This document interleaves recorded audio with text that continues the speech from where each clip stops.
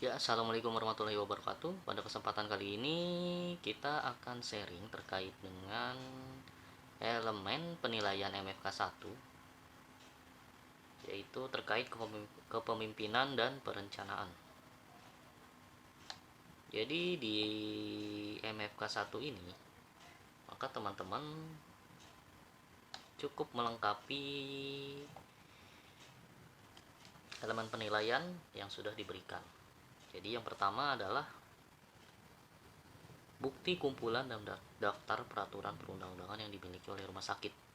Yang kedua, terkait bukti kumpulan izin yang berlaku, bukti kalibrasi alat medis, bukti hasil pemeriksaan dari luar RS, bukti daftar perizinan yang berlaku, dan lalu bukti rekapitulasi hasil pemeriksaan dari pemerintah atau badan eksternal lainnya yang telah ditindaklanjuti. Oke, jadi filenya kalau bisa kita bilang ada 1, 2, 3, 4, 5, 6, 7.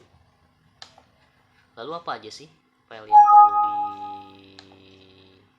yang perlu kita siapkan? Jadi kalau teman-teman sudah pernah menggunakan jasa info3rs.id, kami sudah punya berbagai master dokumen ya, mulai dari MFK 1 sampai MFK 10, juga beberapa SPO tentang K3RS, COVID-19 maupun hal-hal yang berkaitan dengan MFK atau K3RS. Jadi khusus untuk rumah sakit wajib menyiapkan daftar resume perundang-undangan yang berlaku. Jadi filenya itu contohnya adalah seperti ini. Oke, bisa teman-teman perhatikan. Kalau kita teman-teman pernah mengikuti workshop yang diadakan oleh SNARS, maka format daftar resume perundang-undangan adalah sebagai berikut, yang terdiri dari 1, 2, 3, 4, 5, 6, 7 kolom tandanya nomor, nama standar ini standar MFK 1 sampai 10, PP peraturan perundang-undangan yang berlaku atau tidak. Oke, jika ya, nama PP-nya apa. Jadi di MFK 1 peraturan perundangan yang berlaku atau yang sesuai dengan MFK 1 itu ada apa aja sih. Jadi maksudnya seperti itu. Di sini kami masukkan tentang Permenkes 24 tahun 2016 tentang persyaratan teknis bangunan dan prasarana rumah sakit. Oke, ini Permenkesnya atau undang-undangnya. Lalu kolom selanjutnya adalah ringkasannya seperti apa.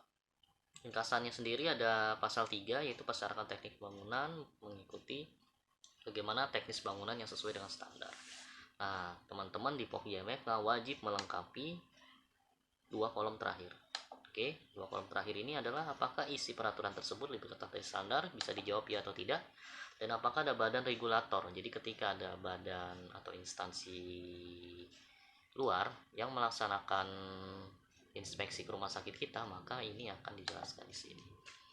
Oke, untuk formatnya, kalau jika teman-teman mengikuti format seperti ini, insya Allah akan langsung lulus dalam dokumentasi oleh surveyor.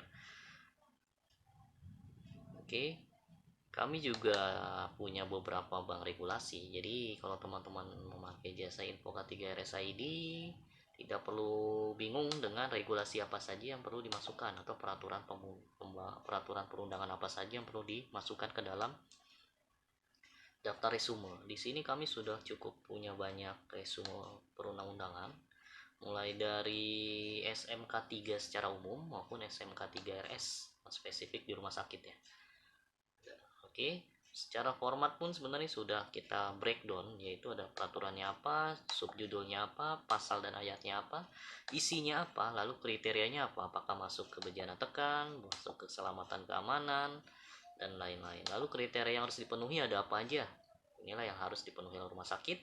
Lalu PIC-nya siapa, dan kepatuhannya gimana, apakah dapat diterapkan, tidak dapat diterapkan di rumah sakit, terpenuhi atau tidak terpenuhi. Jadi inilah yang akan diisi oleh teman-teman semua. Jika peraturan tersebut dapat diterapkan, isi dengan 1. Jika tidak dapat, isi yang di sini. Jika sudah dapat diterapkan dan sudah terpenuhi, isi di sini. Dan jika tidak terpenuhi, isi di kolom tidak terpenuhi. Jika teman-teman sudah mengisi semua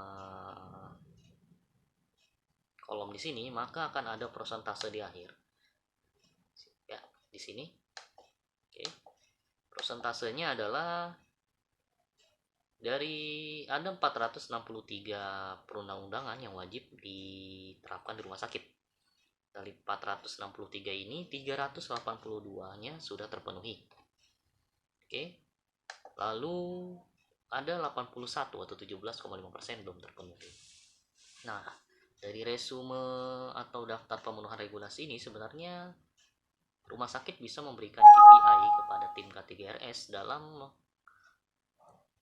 memenuhi pemenuhan regulasi berikut gitu. Jadi setiap tahunnya rumah sakit bisa menargetkan tim K3RS untuk menargetkan berapa persen sih pemenuhan regulasi dalam setiap tahunnya. Misal dalam tahun 2021 adalah 80% terpenuhi, tahun 2021 83%. Nah, itu bisa menjadi KPI tim K3-nya. Lalu pekerjaan karena masuk dalam KPI tim K3, otomatis tim K3 kan terus berupaya setiap bulannya menambah pemenuhan regulasinya.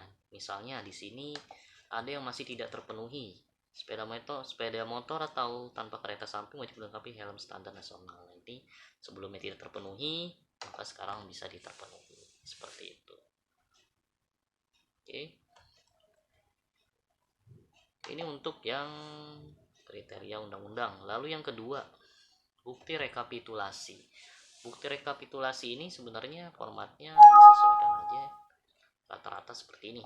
Nama izinnya apa, nomor SK-nya berapa, tanggal kadaluarsanya kapan, perlu keterangan. Jadi sesimpel ini aja. Oke.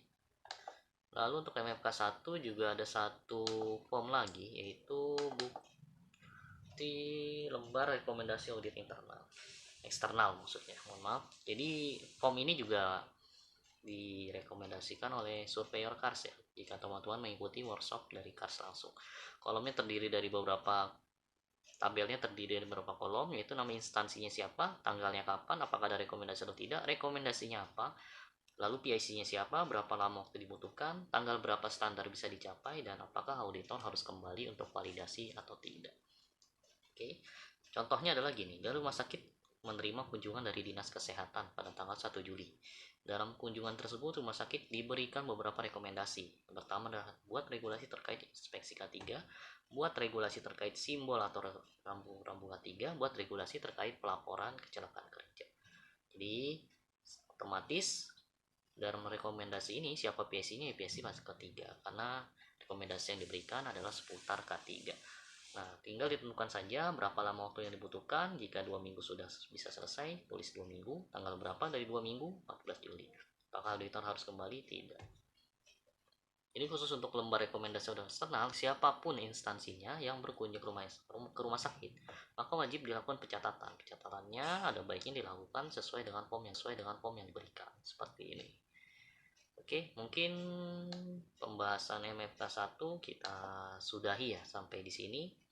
Karena MFK 1 terbilang sedikit untuk pemenuhannya ya, tidak begitu banyak dan cukup mudah dilakukan, apalagi kalau rumah sakitnya atau orang-orang yang bertanggung jawab terhadap PIC ini sudah melakukan pencatatan dengan baik.